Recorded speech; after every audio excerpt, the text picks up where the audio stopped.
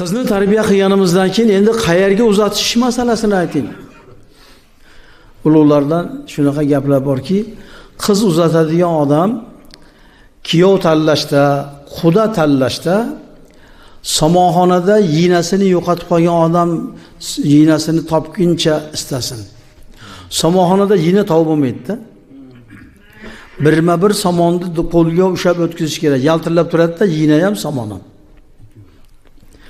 Somonxonada yinasini yo'qotib qo'ygan odam yinasini topguncha ehtiyot bo'lib topsin shuni. Shunaqa taftish qilsin, shunaqa tekshirsin.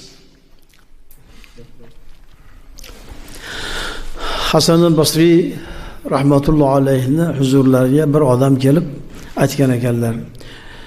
Meni bir qizim bor, shunga juda xardor ko'p, sovchilar ko'p. Qaysinisiga bersam maslahat beradilar deganda taqvodoriga ber degan ekanlar. Taqvodoriga ber. Agar qizingga ko'ngli tushib muhabbatli bo'lsa, o'rtada muhabbat Xudo nasib qilsa, qizing baxtli bo'ladi. Agar muhabbat bo'lmasa, zulm qilmaydi. Qarang, bu muhabbat Xudo beradigan narsa ekanda. Agar mabodo muhabbat bo'lmagan taqdirda taqvolik joyiga uzatgan bo'lsa, zulm qilmas ekan. Zimmasidagi haqni o'ylar ekan.